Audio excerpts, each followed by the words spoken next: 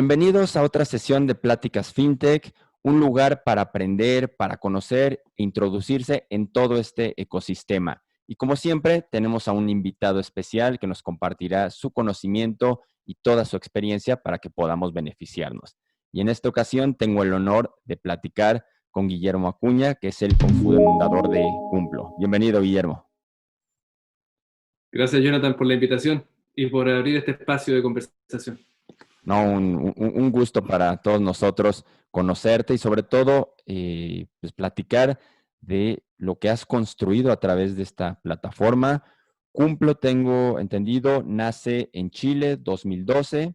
Es un financiamiento, una plataforma de financiamiento colectivo para empresas y posteriormente llegas a México en 2017, ¿no? Es más o menos las fechas. Exacto. Partió un poco antes, el 2012 fue el lanzamiento al público. El primer crédito público a la red fue en abril del 2012, pero ya veníamos trabajando en la plataforma y los procesos y los contratos y todo eso desde finales del 2011. Buenísimo. Y quiero empezar con la parte de la creación de Cumplo. Y lo primero que me gustaría abordar es la idea que tuviste y la gente con la que participaste para crearlo. ¿Qué hay detrás de Cumplo? Y sobre todo vamos a remontarnos a la época 2000, digo, posterior a la crisis hipotecaria y 2011, 2012. ¿Qué estaban pensando? ¿Qué idea traían para la creación de esta plataforma?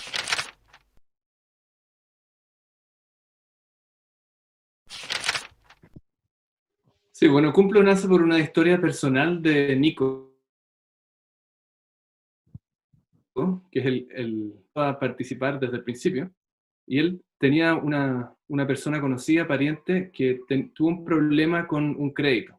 Esto era un crédito de una casa comercial, así como un Liverpool de Chile, que le habían repactado la deuda y estaba debiendo varias veces su sueldo.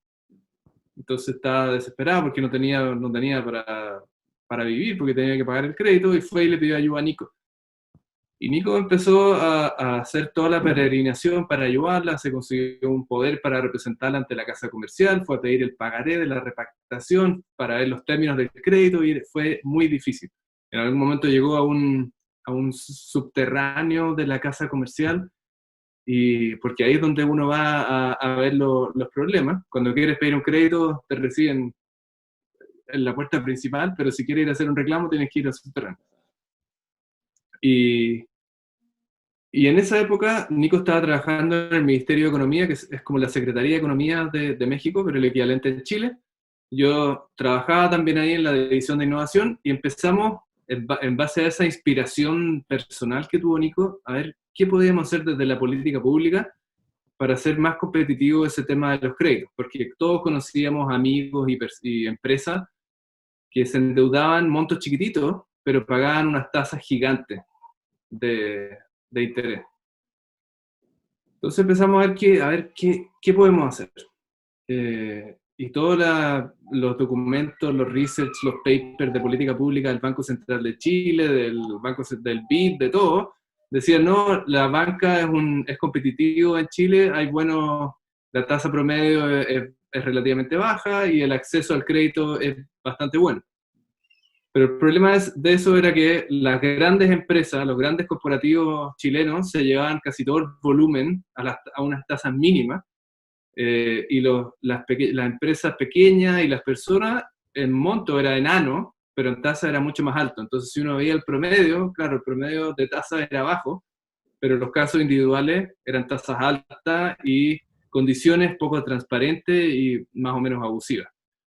Entonces, empezamos a ver qué podíamos hacer, y como la evidencia oficial del Banco Central y todo eso no era tan clara, dijimos como que no pudimos hacer mucho. Impulsamos alguna iniciativa en el Ministerio de Economía, que era como una Conducef para Chile, que no existía en esa época, que se llama el CERNAC, como un lugar de defensoría para los consumidores de cara a los servicios financieros. Se implementó el CAE o la CAE, que es como el CAT mexicano, y se obligó a todas las empresas que dan financiamiento, que ya sean casas comerciales o bancos, lo que sea, a mostrar la CAE, que es el costo total anual, en todas las opciones de financiamiento. Y ahí Nico tuvo un viaje a Silicon Valley representando al gobierno y conoció al fundador de Prosper, que Prosper es una plataforma de créditos peer-to-peer en Estados Unidos. Y ahí dijo, esto es lo que hay que hacer en Chile. Volvió, renunció a la secretaría, empezó a trabajar en esta idea, y al poco tiempo yo le escribí un correo y dije, me voy de la Secretaría de Economía, ¿en qué estás? Y me dijo, ya estoy empezando a trabajar esta idea, y ahí me uní al equipo. Y era, ahora mirando para atrás, como que el contexto global que había era como de mucha más ingenuidad e idealismo, después de la crisis subprime en Estados Unidos, era como, ¿qué podemos hacer para tener servicio financiero, pero sin ser banco? Porque los bancos, no, chao con los bancos. ¿Cómo hacemos algo que esté como apoyado en esta nueva tecnología de Internet y que sea colaborativo y que no dependa de nadie más que de los participantes de la red? Y entonces, en ese sentido, una plataforma de crowdfunding de créditos entre personas era la solución perfecta, porque no habían bancos, no habían intermediarios, y ingenua o idealísticamente juntábamos a los inversionistas con los deudores del crédito. Entonces, no era necesario hacer análisis de crédito, porque el mercado iba a discriminar quién eran los buenos pagadores y quién eran los malos. Habían hartas cosas como que dijimos ingenuamente hoy día, en retrospectiva, todos somos generales. Habían hartas cosas que no hacíamos explícitamente porque confiábamos en el poder de la red. Al poco tiempo nos empezamos a dar cuenta que eso era muy ingenuo y que ahí habían ciertas circunstancias económicas en Latinoamérica, se repiten, que no permiten que una competencia se desarrolle mucho. Entonces, por ejemplo, el buró de crédito en Chile solamente tiene la información negativa actual. Si tú quieres ver cuánta deuda tiene una persona cualquiera, como institución financiera no bancaria, no puedes ver cuánta deuda tiene hoy. Solamente ves si tiene algún atraso en algún crédito. Y si fue moroso hace años y ya pasaron 5 años y ya no hay demandas civiles ni nada, el tipo sale impecable, como si fuera el mejor de los pagadores. Entonces, cuando tú empiezas como una institución financiera no bancaria a recibir personas que son los mejores pagadores y que tienen el mismo puntaje que personas que fueron estafadores, ¿cómo los diferencias? Y la única forma es hacerle la vida imposible a los dos para poder ir discriminando a ver cuál es el estafador. Le pedíamos las liquidaciones de los sueldos, le pedíamos, en fin, muchas cosas que hacían que se discriminara negativamente, porque al final los que seguían el proceso eran las personas que no iban a pagar o que tenían más dificultades porque en todos lados les habían dicho que no. Los buenos pagadores decían, ¿sabes qué? Yo me voy con mi banco y me ponen menos problemas. Se acabó. Y nos empezamos a dar cuenta que se dan esas como cosas raras, y en paralelo estábamos desarrollando el canal de crédito a empresa, y la empresa era una historia totalmente distinta. Los dueños de las pymes son el sustento de la familia. La pyme generalmente no solamente alimenta a la familia del dueño, sino que alimenta a las familias de los empleados. Entonces hay todo un grupo social que depende de esta pyme y que a la pyme le vaya bien. Entonces los incentivos para tener un crédito que apoya a la pyme y que le vaya bien eran mucho mayores al un crédito de consumo para cambiar el auto o comprarse una tele nueva porque venía el mundial. Entonces, naturalmente gravitamos, nuestra misión siempre fue hacer que hubiera un mercado financiero más justo y más transparente. Entonces, había una forma muy potente de lograrlo, dándole esa opción a las pymes, y finalmente dijimos, ¿sabes qué? Tenemos que enfocarnos en una sola cosa, las pymes. Y así fue como salió Cumplo. Entonces, inspirados, queríamos una sociedad más justa a través de un sistema financiero más transparente y más justo. Partimos ingenuamente, yo creo que hemos cambiado, logrado algunas cosas muy importantes. Hoy día ya sabemos que el análisis de crédito es muy importante, hay que hacer análisis operacional, de riesgo, en fin. Todo lo que hace una institución financiera normal, ya nos delegamos mucho en la red. Pero de verdad creemos que ha sido un impacto muy relevante para las pymes que se han financiado a través de Cumplo.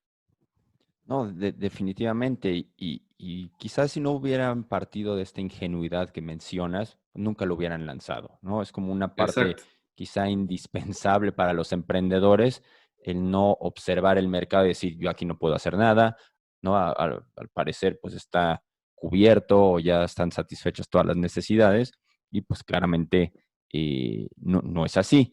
Y aquí, la idea muchas veces, y como lo has descrito ahorita, no es suficiente. Necesitas construir, ¿no? Y a la hora de construir, pues ya te enfrentas al segundo problema, porque como nos lo dijiste, pues al principio crees que, bueno, es crédito para personas, pero pues se van a acercar quizá ¿no? Los que no les han dado un crédito en otro lugar y aquí al parecer la puerta está abierta. Entonces vámonos Sí. por empresas. Pero muchas veces las empresas no conocen estas plataformas, estos modelos. Y no basta solo el construirlo de cierta manera, sino algo más. Entonces, ¿qué hicieron? ¿Educaron o trataron de transmitírselo a las pymes para que se acercaran? ¿O ustedes iban a ciertos lugares? ¿Cómo empezaron a generar este, digamos, círculo virtuoso? Porque, pues a mí me dice, oye, ve a tal lugar a pedir un crédito, voy con el más seguro, como tú dices, con el banco, aunque sea una tasa Sí. mayor, porque pues en esa época O aunque se seguramente no demore 20 veces más. exactamente, o sea, tengo en mis top of mind y no, pues sí, no conozco otra cosa, no estoy familiarizado, no confío. ¿Cómo lograron empezar a echar a andar pues, esta plataforma?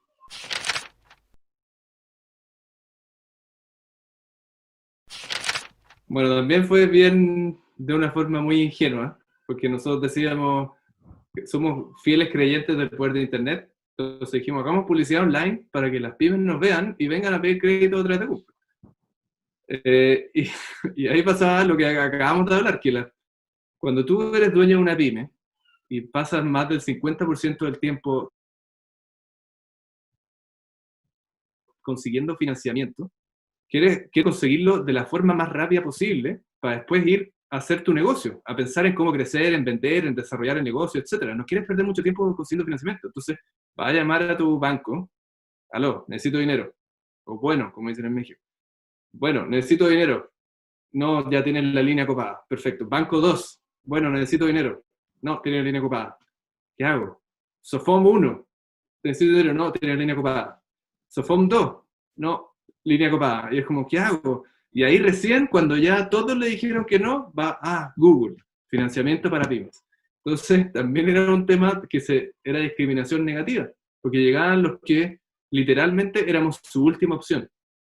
Y como éramos ingenuos y nuestro análisis de crédito no era tan bueno, dejamos pasar harta, bueno, no tanto, porque históricamente tenemos un default bajo, eh, pero dejamos pasar clientes que mirando para atrás uno dice, ¿cómo dejamos que ese tipo solicitara un crédito?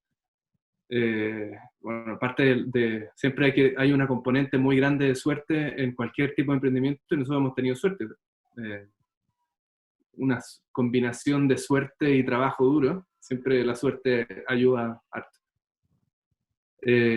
Así que eso, esa fue la forma en que empezamos a buscar pymes y rápidamente nos dimos cuenta que botábamos o tirábamos el dinero a la basura porque llegaban, no eran buenos clientes lo que ya, no eran buenos prospectos y dijimos, necesitamos gente que sepa venderle a pymes productos financieros y empezamos a buscar en la industria personas que les sabían vender a las pymes, que tenían su cartera de clientes y no solamente vendedores, sino que también en personas que trabajaban el riesgo crediticio, el riesgo operacional y otras cosas, y fuimos nutriendo a esta empresa ingenua, idealista en la tecnología, con ejecutivos ya curtidos de la industria financiera que fueron generando esa combinación entre tecnología y finanzas que es lo que es Cumplo hoy. Y ahorita que tocabas el tema, ¿no? de las pymes, ¿no? Y que es su segmento al que están enfocados, si pudieras hacer una radiografía, el sistema o cómo está en Chile y cómo está en México este segmento, términos generales, quizá número de empresas, el capital o los créditos que tienen disponibles, inclusión financiera, México, Chile, estas diferencias o similitudes, ¿cómo podemos verlas?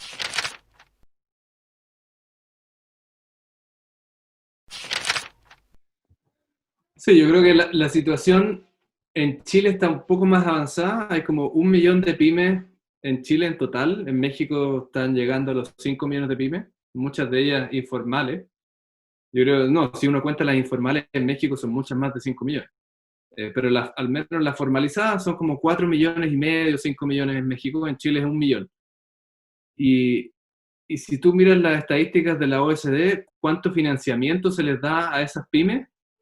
En Chile son, la última cifra que vi eran como 23.000 millones de dólares al año, y en México, a 4 o 5 veces más N de pymes, son 23.000 o 24.000 millones de dólares al año. O sea, el mismo financiamiento en monto total para 5 veces la cantidad de pymes.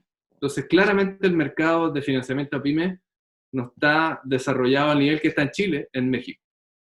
Y eso para nosotros es una oportunidad gigante, por eso elegimos México, porque además de ser el mercado de habla hispana más grande de Latinoamérica, o es al menos lo que pensábamos, un disclaimer, un spoiler de lo que viene, eh, aparte de que era el más grande, estaba muy mal atendido por parte de los players locales. Entonces, si tú ves un banco para que te presten dinero como pyme en México, te piden garantía hipotecaria, se demoran meses en aprobarte el financiamiento, y cuando te lo aprueban es tómalo o déjalo. Estas son las condiciones, un crédito a 24 meses que va a pagar esta cuota y no hay nada más, con la garantía hipotecaria. Si se te acaba la garantía hipotecaria, si ya viste el crédito, no hay muchas más opciones, a no ser que tengas todo tu dinero como empresa de negocio y con riqueza, lo tengas en el banco. Entonces ahí el banco te dice, bueno, contra todo tu ahorro acá, yo te presto dinero para la empresa. Y es lo que hemos visto, en algunos casos nuestros clientes en México somos la única opción de financiamiento que tienen. Y otra cosa que en Chile no nos pasa es que tenemos clientes mucho más grandes que el promedio de clientes que tenemos en Chile, porque son empresas que si tuvieran ese tamaño en Chile estarían mucho mejor atendidas por su banco o por otras instituciones financieras. Pero en México no los atienden bien y nosotros les damos ese servicio que les falta. Entonces esa es como la comparación que tengo. Las pymes mexicanas en promedio, las medianas y medianas más grandes, son mucho más grandes que las chilenas, porque Chile es un mercado más chico, pero las necesidades financieras están mucho peor atendidas en México que en Chile. Bueno, no sé si mucho peor, pero al menos peor atendidas. Y esa necesidad financiera creo que es un punto clave, porque el acceso al crédito muchas veces lo que o mata o impulsa tu negocio. Ya no es tanto ¿Sí? si es una gran idea, si es una gran ejecución, claramente es importante, pero llega el momento en que si tienes un crédito o un préstamo te hacen, es lo que decide el futuro de tu negocio. Y en Cumplo, ¿se han topado con alguna historia, algo ¿no? que al día de hoy resuene contigo y digas, justo esa parte de el acceso indispensable para que la empresa continúe, nosotros lo logramos? ¿Alguna historia que tenga relevante al respecto?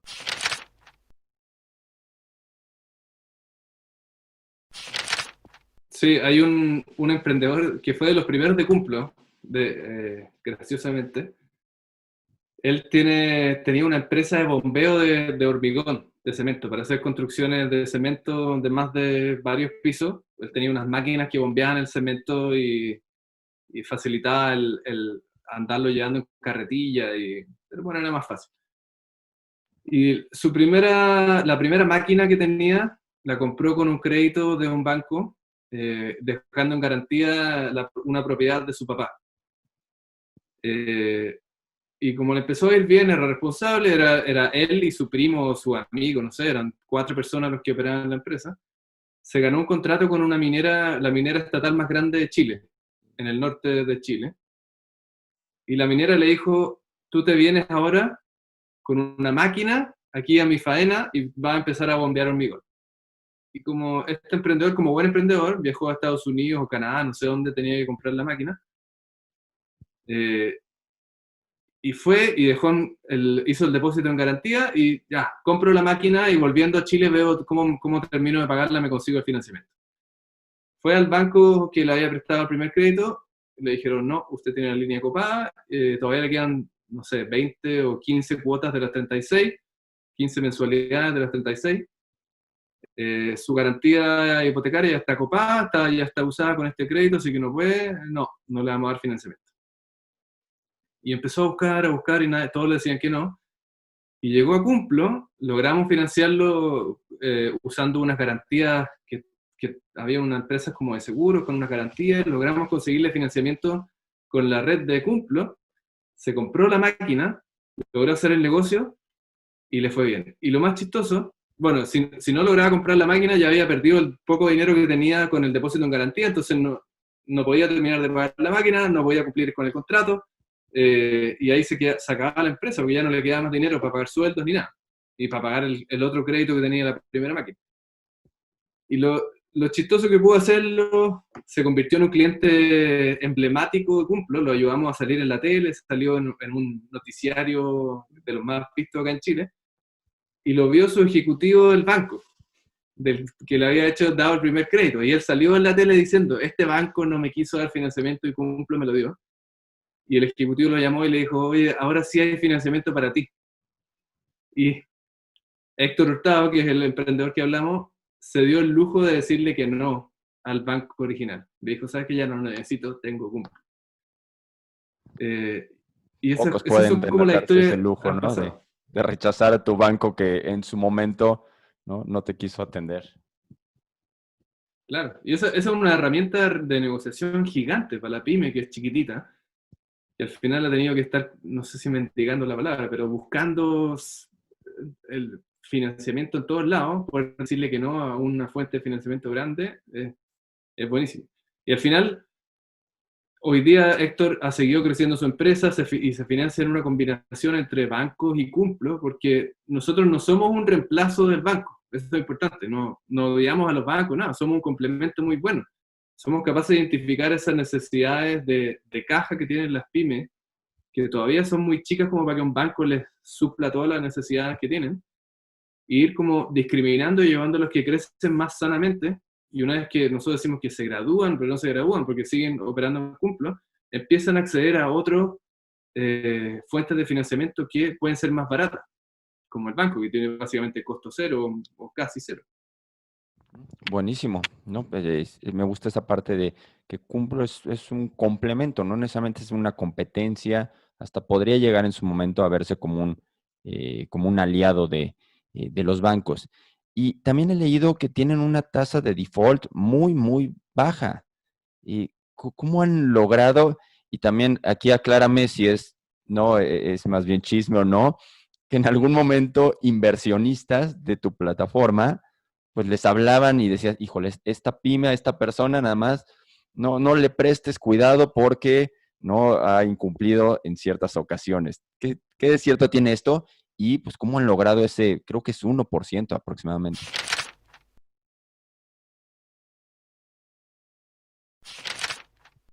Sí, es un poquito menos del 1%, y yo creo que esto ha sido una combinación entre suerte e ir aprendiendo de los errores.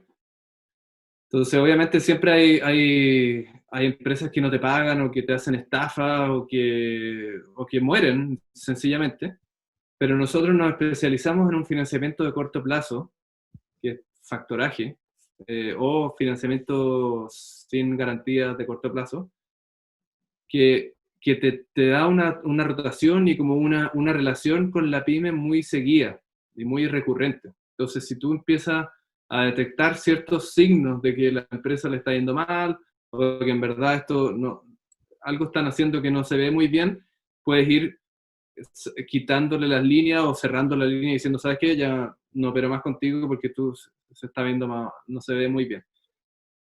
Entonces, eso hemos sido muy buenos para ir agarrando esos signos o esas señales de que la empresa va a fallar o rápidamente detectamos cuando alguien nos quiere hacer una estafa porque usa las mismas técnicas que usó el tipo que nos estafó hace 3 años. Entonces, hemos construido un sistema no solamente tecnológico, sino que también a nivel de procedimientos que nos permite ir detectando los que no cumplen. Y obviamente hay una componente importante que es el filtro que hace la red. Nosotros le pedimos a los inversionistas que den su feedback y que estén invirtiendo, y al final el mayor discriminador es que si no se financia por parte de la red, no hay crédito. O sea, ese tipo ya Si no se logró financiar, no se financia. ¿No? Y ¿sabes qué? No te podemos ayudar, te puedo presentar a una institución financiera tradicional que está acá al lado y prueba suerte allá, pero si no se financia con la red, no lo logra.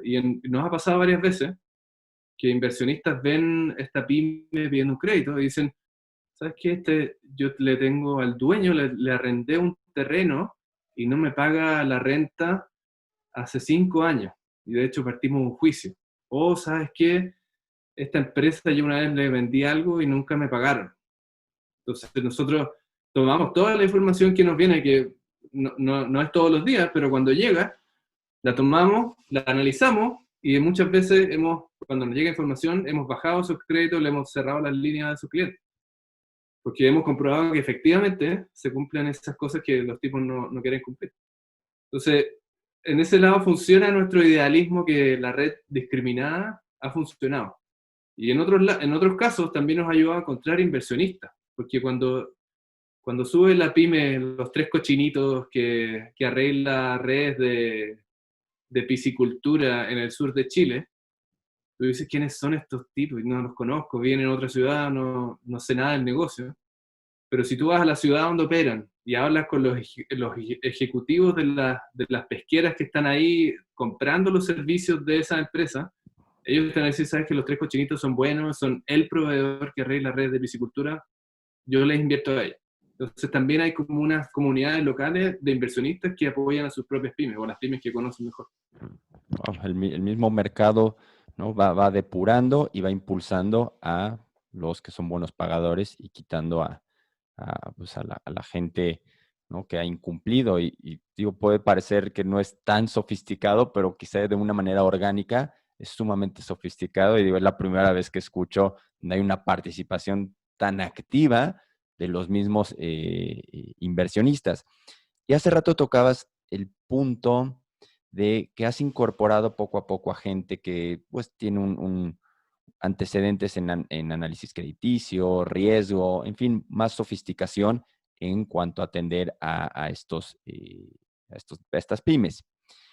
Y mi pregunta va encaminada hacia cómo estás alineando o cómo Cumplo alinea los incentivos para que tu fuerza de ventas, tu fuerza comercial, cumpla, en este caso, con los objetivos que tú has planteado y no caigas en dislocaciones o en alteraciones a incentivos perversos que pudiera darse en tu empresa, que lo hemos visto en instituciones financieras, que es recurrente. ¿Cómo se alinean al interior de Cumplo estos incentivos financieros?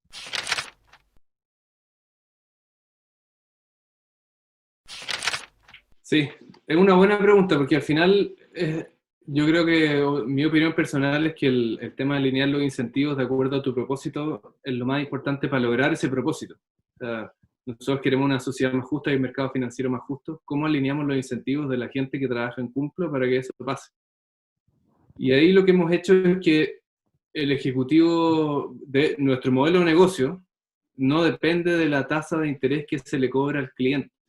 Entonces nosotros tenemos el incentivo de que haya más pymes pidiendo recurrentemente y que cumplan, porque si no cumplen, perdemos la confianza del inversionista. Y si tenemos pymes que no están cumpliendo, los ejecutivos no van a recibir su comisión, porque solo pagamos la comisión una vez que la pyme termina de pagar el crédito. Entonces, por un lado está la confianza de los inversionistas, que es importantísima. Sin esa confianza, Cumplo no existe. Y por otro lado, eso nos ayuda a que vamos a tratar de elegir a las pymes que mejor pagan. O sea, sin las pymes mejores pagadoras, no tenemos confianza del inversionista, entonces no hay negocio. Eso nos ayuda por el lado de la discriminación de entrada. Pero después por el lado para que nuestros ejecutivos no tengan el incentivo de traer pymes por montones y que da lo mismo si se paga o no, a ellos solamente les pagamos cuando se termine de pagar el crédito.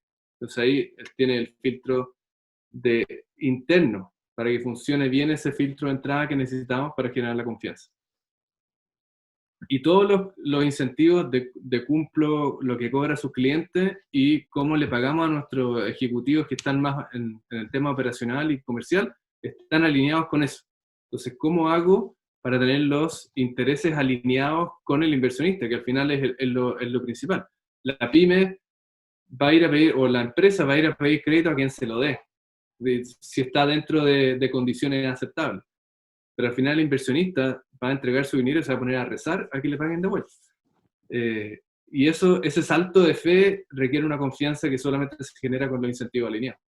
Y obviamente con procedimientos de un buen nivel y un estándar de la industria que acomoda a los inversionistas.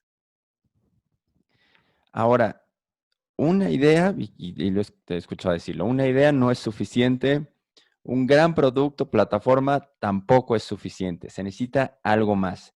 Y ese más, en tus palabras, es Suerte. un porqué, el por qué hacemos las cosas. Y el porqué de Cumplo es, pues, lo has descrito a lo largo de la plática, un mercado, un ecosistema, pues mucho más, ¿no?, justo, equitativo para los distintos participantes. Y aquí mi pregunta va primero, la primera es, ¿a qué te refieres con que sea más justo? ¿Qué podemos o qué debemos entender por esta, digamos, justicia en un mercado de créditos a pymes?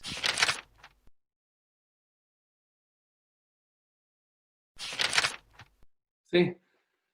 Primero hay un tema como de la desigualdad que tiene el dueño de una pyme con el dueño de una gran empresa, o el ejecutivo que está a cargo de una gran empresa, en cuanto al tiempo. O sea, el dueño de una pyme tiene que invertir más del 50% de su tiempo en conseguir financiamiento para los desfases de flujo de caja. Después le queda un poquito de tiempo para pagar sueldo, un poquito de tiempo para gestionar los proveedores, un poquito de tiempo para administración y finanzas, y el poquito el resto del tiempo para hacer crecer el negocio, vender más, desarrollar el producto que tiene que desarrollar, etc. El CEO de un gran corporativo está el 100% de su tiempo pensando en cómo maximizar el crecimiento de la empresa. Entonces, ¿cómo le puede competir una pyme si es que el dueño, que al final el único motor que tiene la pequeña empresa para crecer, está pensando en cosas que no lo ayudan a crecer? Entonces nosotros, al darle un financiamiento que no depende de una sola fuente, sino que tiene todas las líneas de crédito que te puedan dar los inversionistas de Cumplo, o sea, puedes tener, no sé, 5.000 líneas de crédito, entre comillas, a través de Cumplo, porque son personas que te están prestando dinero. ¿Cómo le ahorro tiempo de conseguir su financiamiento y que sea como un libre de mucha gestión para que se pueda enfocar en crecer? ¿Y cómo lo ayudo a que ese financiamiento sea fácil? Y por otro lado, incluso cuando consigue el financiamiento es caro. Entonces, todo el margen que tiene se va a pagar a instituciones financieras.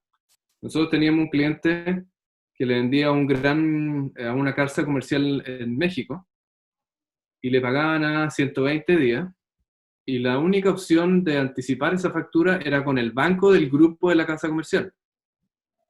Y cuando tomaba esa opción del anticipo, el banco le empezaba a hacer descuentos. No, por disposición un descuento, por no sé qué descuento, y al final recibía un pago anticipado por una tasa gigante, una tasa de descuento gigante, y empezó a pedir crédito en Cumplo porque eso era un costo mucho menor y no tenía que esperar a que el mismo banco del mismo grupo le hiciera descuentos por cosas que básicamente el dinero pasaba de un bolsillo a otro del grupo. Entonces no había ni un sentido en hacer esos descuentos. Entonces eso también es algo como parte de la justicia. Uno es el tiempo, que la gestión sea fácil, dinámica, rápida. En el mundo de las pymes la velocidad es crítica, necesitan el dinero para ayer, porque tienen que pagar sueldos, pagar impuestos, etc. Y el resto tienen que usarlo para crecer, comprar materia prima o contratar a más gente, porque ya le hicieron una orden de compra, tienen que pagar los sueldos hoy, les van a pagar la factura en 120 días, pero le tienen que entregar el producto mañana a su otro cliente. Entonces ese como juego de caja quita mucha energía mental, y cuando lo puedes delegar a un tercero, que además te cobra tasas razonables, te va mucho mejor y crecen mucho más sanamente. Y cuando esas pymes empiezan a crecer porque tienen este apoyo financiero, al final el dueño de la pyme ¿cuál es la única diferencia que tiene un dueño educado de la pyme con un alto ejecutivo de la empresa? Básicamente no necesitan más ventaja que darle un financiamiento más justo o más fácil. Entonces ese dueño de la pyme va a hacer crecer la empresa, va a empezar a contratar a más gente, va a pagar mejores sueldos y va a empezar a aportar más a la economía y al final, de a poco, ir disminuyendo la desigualdad que hay en Latinoamérica. Porque al final la desigualdad no solamente es en las personas, en las pymes también. Las pymes emplean a mucha gente, pero colaboran con poquito del PIB. O sea, venden poco relativamente comparado con los grandes corporativos. Entonces, ¿cómo hacemos que esa relación se equilibre con un buen financiamiento? Además de las políticas de buena educación, que eso todos los países lo tienen, pero hay pocos países y en pocos lugares hay iniciativas que están pensando activamente en cómo le damos un mejor financiamiento a las pymes para que crezcan más y aporten más.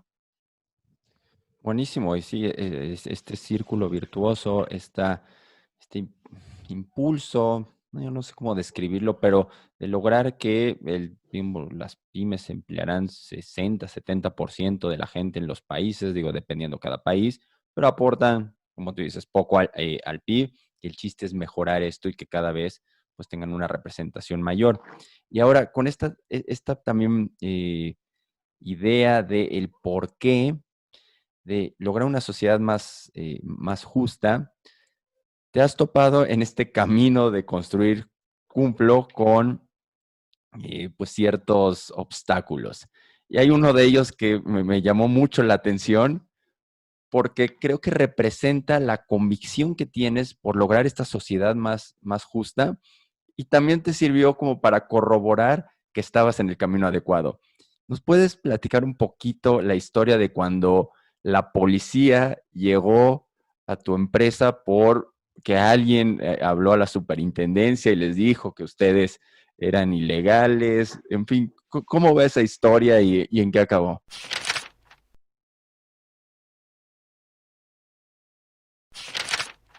Bueno, entretenida historia. Voy a dar un poco de contexto antes para comparar México con Chile. Porque en México la regulación de crédito o de prestar dinero es distinta a la chilena. Entonces en México tú necesitas un giro especial y estar supervisado para poder prestar dinero y no cualquiera, no es llegar y prestarle dinero masivamente a cualquier persona, incluso cuando es tu propio dinero. Eh, en Chile está en el Código de Comercio, hay una ley de crédito que regula las tasas máximas que puedes cobrar, pero cualquiera le puede prestar dinero a cualquiera y puedes hacer un mutuo, un pagaré y da lo mismo. O sea, yo, Guillermo Acuña, le puedo prestar sistemáticamente dinero a cualquier otra persona y no paga IVA, porque en Chile no todo paga IVA como en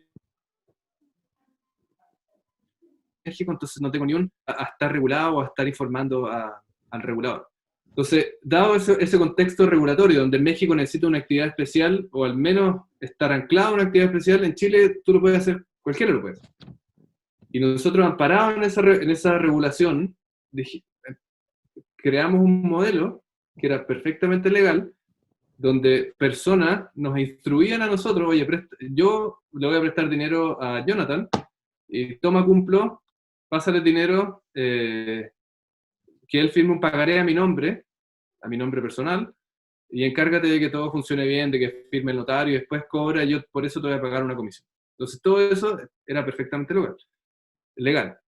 Pero a ojos de los bancos, o a ojos del regulador, al final el regulador tiene los incentivos para regular con el tejo pasado, como decimos en Chile, que es, voy a ir un poquito más allá. Si tiene cola de conejo y orejas de conejo, entonces es un conejo.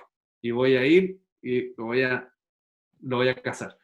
Entonces, el regulador tiene obviamente ese incentivo, porque si después sale que ay, estos tipos estaban estafando, ¿por qué el regulador no los paró? O eran ilegales, no sé, el regulador no puede decir es que los vi, no me pareció tanto problema. No, tienen incentivo, como los van a juzgar si no discriminan bien, van a ir a parar a todo. Todo lo que parezca conejo, lo van a ir a matar. Entonces, nosotros éramos enanos, insignificantes, teníamos ingresos totales por $1,000 o $2,000 en esa época, pero salimos en un periódico local y nos vio un ejecutivo de un banco español, y dijo, estos tipos son ilegales. Y llamó por teléfono al regulador, y el regulador, como tiene los incentivos de sobre-regular, o sea, cualquier cosa que se parezca a algo, ya no voy a entender mucho. Si me llamó el tipo del banco, quiere decir que son ilegales, no voy a pensar mucho, y los voy a ir y les voy a decir que no, que están mal. Entonces, nos citaron a una reunión con el regulador, fuimos, le explicamos cómo estaba el modelo, y ahí nos dijeron, ¿sabes qué? Esta cosa en particular nos molesta. Todo lo demás está así como que no, ¿sabes qué? Sí, sus explicaciones sí, es verdad, es legal, pero esta cosa en particular no me gusta tanto. Ni siquiera fue como esto es ilegal o tienen que parar. No me gusta tanto. Entonces, hicimos un trabajo de emergencia, eliminamos esa funcionalidad de la plataforma completamente y dijimos, con esto estamos listos. Hicimos un escrito, se lo mandamos de vuelta al regulador y ahí estábamos, ya quedamos bien. Estábamos así como, ay, qué bueno. Por un lado, interesante que captamos la atención de un banco como para que nos acusara al regulador. Algo estamos haciendo bien para ponerlo incómodo, pero qué raro que es esto. Bueno, sabíamos que era un modelo disruptivo que iba a generar revuelo, pero no sabíamos que iba a llegar. Y un día, un viernes en la tarde, al final del día, nos empiezan a llamar los medios de comunicación. Oigan, ¿qué les parece la denuncia que hizo el regulador? Nosotros decimos, ¿qué? Pero nadie nos ha dicho nada. Y nos llegó, después de que nos llamaron los medios, nos llega una carta donde dice, usted ha sido denunciado, le vamos a pasar sus antecedentes a la fiscalía o al procurador, como le dicen en México, para que investigue si esta cuestión es ilegal. O sea, tampoco era un tema de que ustedes son ilegales, tienen que parar. No, era vamos a pedirle al procurador, no me acuerdo cuál es la palabra en México, pero al fiscal público, para que investigue a ver si esto es ilegal. Y nosotros así como, oh, ya.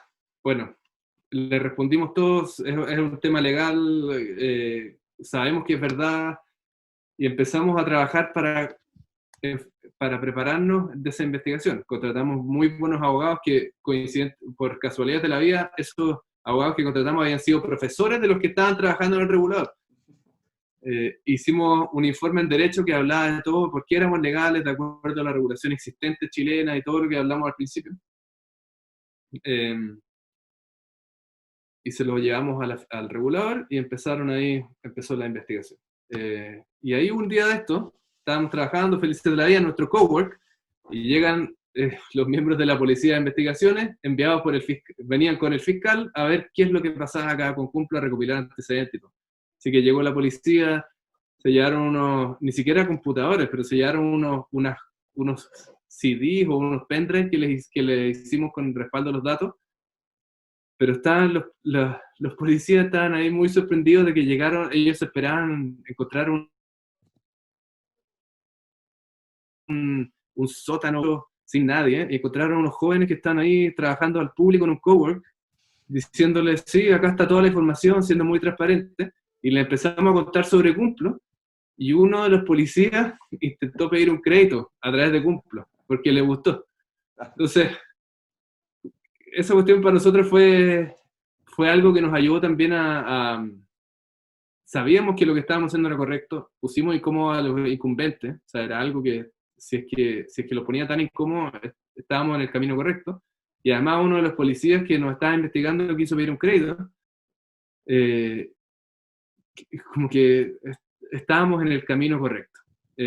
Finalmente esa investigación no quedó en nada, no encontraron nada ilegal y se archivó, se desistió y pasamos ese obstáculo. Pero fue interesante, hoy día lo miro para atrás y me río, fue nuestra mejor campaña de publicidad que nos denunciara el regulador porque salimos todos los medios. La startup que es acusada por los bancos, recibíamos inversionistas diciendo, yo no los conozco, pero ustedes están yendo en contra de los bancos, yo voy a invertir con ustedes. Era como, bueno, la mejor campaña de publicidad que podríamos haber tenido. Claro, y a veces una situación que en su momento parece pues negativa y claramente lo fue, en el futuro repercute de manera positiva y no puedes prever esas consecuencias no planeadas, pero que dan resultados positivos y en este caso parece una historia maravillosa. Ahorita ya que la cuentas, Sí. seguramente en ese momento no pensabas que era nada ejemplar, ni veías este gran futuro en cuanto a publicidad y que más gente se sumara, pero pues mira, resultó ser positivo y esta reacción de los bancos te hizo quizá aún pues enfocarte más en este proyecto, en esta plataforma que estaban creando. Y bueno, al día de hoy los números hablan por sí solos y el crecimiento que están teniendo. Y en esa parte de crecimiento, como última pregunta, pues ahorita estamos pues en un momento complicado, no solo porque hay una desaceleración que ya venía, una desaceleración bancaria de crédito en distintos países, sino que cae además pues, la pandemia. Y esto pues es un componente que pega aún más duro a las pymes y al acceso al crédito. Para el futuro, y digo desde ahorita en adelante, ¿cómo ves el mercado para las fintech como ustedes que se desarrolle de aquí en adelante, el crecimiento, oportunidades? ¿Qué panorama podríamos esperar en los siguientes años, tomando en cuenta distintas variables que estamos enfrentando?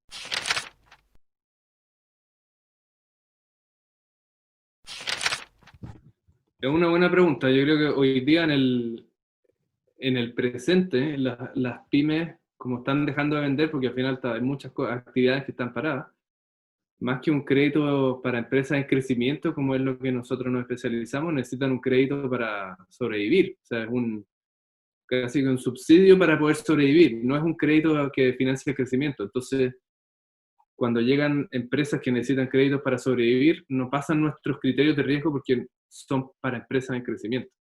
Entonces hemos visto, a pesar de que hay más volumen en solicitudes, nuestra aprobación está más baja. Pero sí hemos encontrado ciertos productos o ciertas modalidades de crédito que antes no las teníamos tan exploradas, como temas de facturaje a proveedores o programas de pronto pago en Chile, eh, que ahora en el contexto actual, donde hay una gran empresa que está dispuesta a darle el apoyo que necesitan sus proveedores, hace mucho sentido en el contexto actual. Entonces, hoy día, en el presente, yo creo que va a pasar eso de que no van a ser en los productos tradicionales que estábamos acostumbrados, al menos en cumplo de factoraje, temas de capital de trabajo a corto plazo, sino que van a ir siendo, bueno, el mismo financiamiento, pero el solicitante del crédito, el deudor, va a ser otro, que puede ser el pagador, que tiene caja para sobrevivir esta crisis y quiere apoyar a sus proveedores, o el pagador mismo que quiere extender los plazos de pago a los proveedores, pero sin que le afecte al proveedor, eh, o el pagador mismo pidiendo un crédito para lo que sea. Son empresas más grandes que están buscando alternativas de financiamiento. Después, en el mediano plazo, yo creo que a medida que la economía se empieza a recuperar, vamos a ir viendo más crecimiento y más especialización en cuanto al financiamiento. O sea, en el largo plazo yo creo que vamos a tener distintos financiamientos para la pyme, de acuerdo a la etapa en que está la pyme en el ciclo de vida y de acuerdo al plazo que necesita el financiamiento. Entonces, en México se está dando algo muy interesante, que hay distintos players en el mercado financiero que le dan a empresas, que le van a poder dar un abanico gigante a la empresa de cómo quieren endeudarse, cosa que hoy día no tiene. Hoy día la única opción es que tiene una empresa pequeña en México, es el banco o es una SOFOM con el factoraje. Y hoy día empezar a tener temas de factoraje, temas de tarjetas de crédito o débito que antes no tenía acceso. Nosotros tenemos cuenta en 3 bancos en México, como cumplo, y en solo una tenemos tarjeta de débito. Y nos sirve para compras online. De débito. Las otras no me dan tarjeta de débito ni crédito. O sea, no tengo tarjeta. Sí.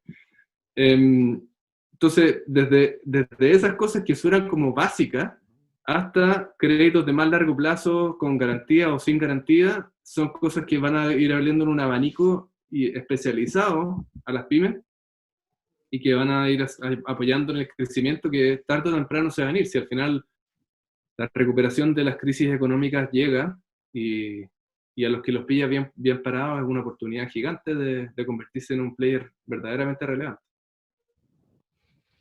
Pues sí, comparto tu visión. Creo que este corto plazo es complicado, ¿no? Se ve un panorama pues bastante difícil y cuesta arriba, pero ojalá que con el tiempo y sobre todo con empresas como la tuya, pues el terreno se vaya equilibrando y facilitando pues, para las pymes, que es, ¿no? No nos vamos a cansar de repetirlo, el corazón de los países. Pasando ahora, ¿no? A una cuestión un poquito más pues, personal, mi primera pregunta es, ¿qué te gusta hacer, no? Como fuera de la oficina, cuando estás en tu rato libre, en tu espacio, pues, digamos, personal, ¿a qué le dedicas pues, tu tiempo, tu energía?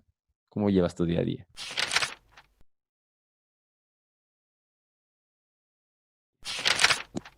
Sí, es una interesante pregunta ahora, dado el contexto de la pandemia, que estamos todos encerrados en la casa. Como que me he hecho esa pregunta yo también.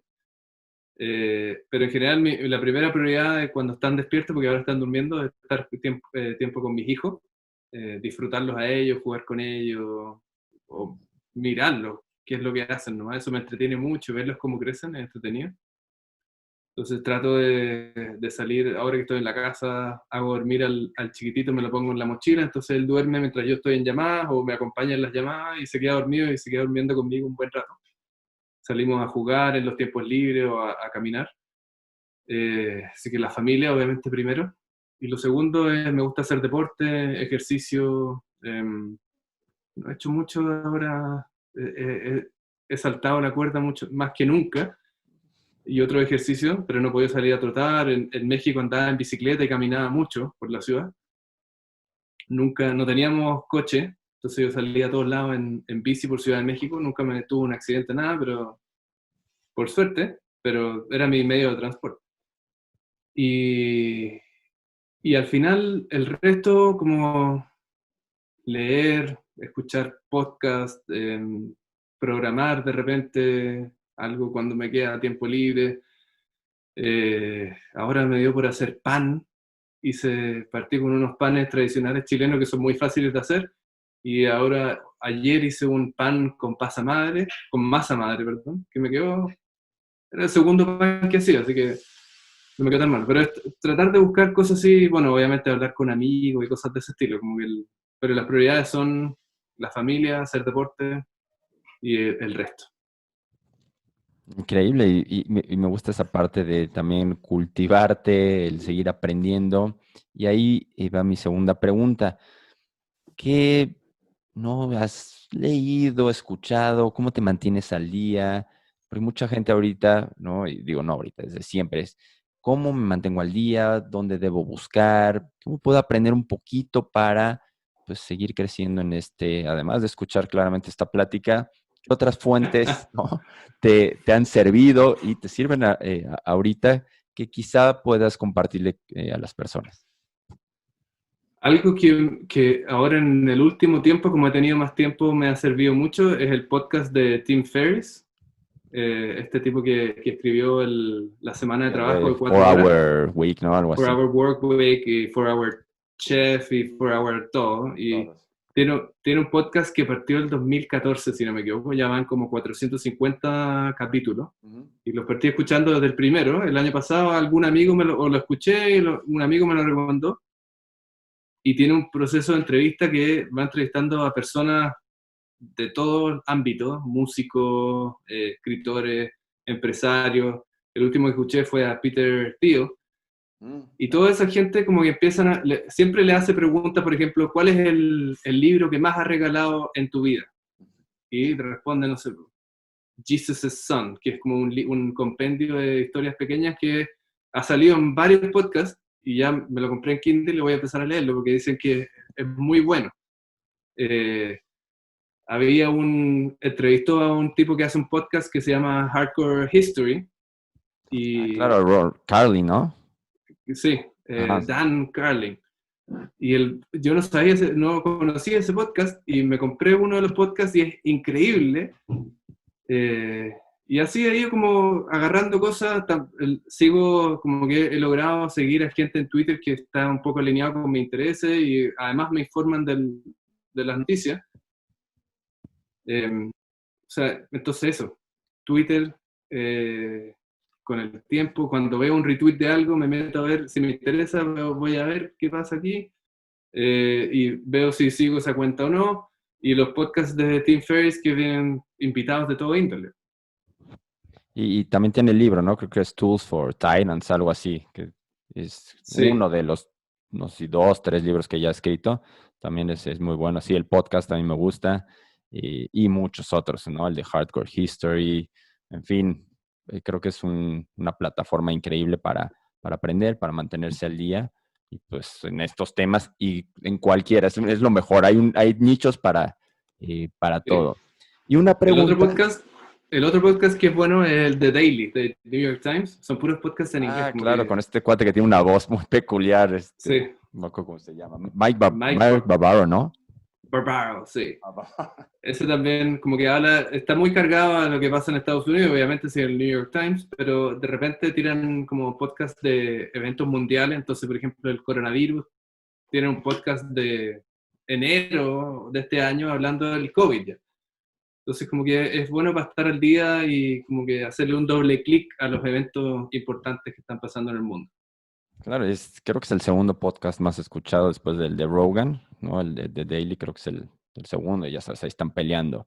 Y una pregunta que he escuchado que les hacen a los invitados en los podcasts, al menos una que me gusta mucho, es, ¿qué es lo más, no, kind, lo mencionan ellos, qué es lo más kind que alguien ha hecho por ti en tu carrera? Puede ser profesional, puede ser personal, pero algo que alguien haya hecho que recuerdes como no fue desinteresado y realmente marcó o pues cambió un poco mi vida. Es una buena pregunta, pero no sé cómo responderla. Puede ser personal, puede ser Sí, profesional, no tiene que ser, digo, tampoco tiene que marcar tu vida. Algo que recuerdes a alguien, se portó, ¿no? O me dio un sí, consejo importante que me ha servido. yo creo que algo que marcó mi vida como el de yo como de cómo ser mentor, fue algo que me pasó cuando estaba recién empezando en Cumplo. Mi primer trabajo yo asumí en Cumplo como director de administración y finanzas. Porque tenía que tener un cargo, pero yo soy más tecnológico que administración y finanzas, pero estaba ahí con ese cargo. He sido de todo en Cumplo, así que ya no, como que no. Y parte de ese cargo, o sea, mi primera chamba fue hacer mi propio contrato de trabajo. O sea, me tocó hacer de todo. Y parte de ese trabajo era pagar los impuestos mensuales de la empresa. Y yo nunca había pagado impuestos de la empresa de nada, no sé. Aprendí con Cumplo. Y había uno de los consejeros que era como el especialista en finanzas y administración, que era como que él me mentoreaba en esos temas. Y me dijo, había que pagarlo el día 13 o el día, ya no me acuerdo. Sí, era el día 13. Eh, y no, de hecho era el día 12, pero yo pensaba que era el día 13. Entonces, él un día, el día 12 me dice, Guille, ¿pagaste los impuestos? Y dije, no, sí, es para mañana, porque yo lo tenía en mi cabeza que era para el 13. ¿Estás seguro que es para mañana? Sí, estoy seguro, tranquilo. Ah, bueno, no me dijo nada. Y al día siguiente fui a pagar los impuestos y estaba atrasado. El límite era el día 12. Entonces ahí me escribió, me llamó de nuevo, yo lo llamé, no me acuerdo, y me dije, sí, tenía razón, era ayer. Me dijo, ¿viste? Yo sabía, pero a propósito dejó que yo cometiera ese error, que fue, no sé, deben haber sido $50 que costó la multa por pagar un día tarde, pero nunca más se me olvidó esa fecha. Eh, Entonces, como esa forma de enseñar, que no me regañó, no me dijo nada así como, no, me dijo así como, sí, ahora aprendiste, nunca más te va a pasar. Y efectivamente, nunca más me pasó. Y ese como estilo de enseñar y de mentorear, como que se me quedó marcado el resto de mi vida. Entonces, cada vez que alguien me hace una pregunta así, es como una oportunidad de calculo más o menos, a ver si se equivoca, cuánto va a salir, y le digo ya, dale. Y se equivocan y después aprenden. Buenísimo, pues creo que, ¿no? Es algo que te podemos muchos copiar y, ¿no? e implementar. Es una excelente manera de enseñar, de ser mentoría a otras personas y seguramente no se te ha olvidado, jamás se te va a olvidar y muchas No, personas a los que les ha pasado algo de otra manera, ¿no? Jamás se les va a olvidar. Y pues con esa última pregunta, te agradezco esta plática, ha sido muy enriquecedora, padrísimo escuchar esas historias, algunas un poquito complicadas, pero que saliste, ¿no? bien librado y pues te agradezco de nueva cuenta este tiempo que nos has dado. gracias a ti, Jonathan, por la invitación. Fue muy entretenido. Oye, una última, para contactarte, ¿dónde la gente te puede buscar por si están más interesados en conocer más pues, desde la plataforma hasta en redes sociales?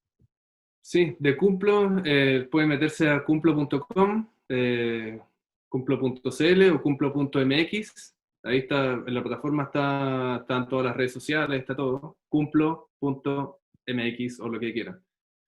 Me pueden enviar un correo a mí a g@cumplo.com. Ese es mi correo.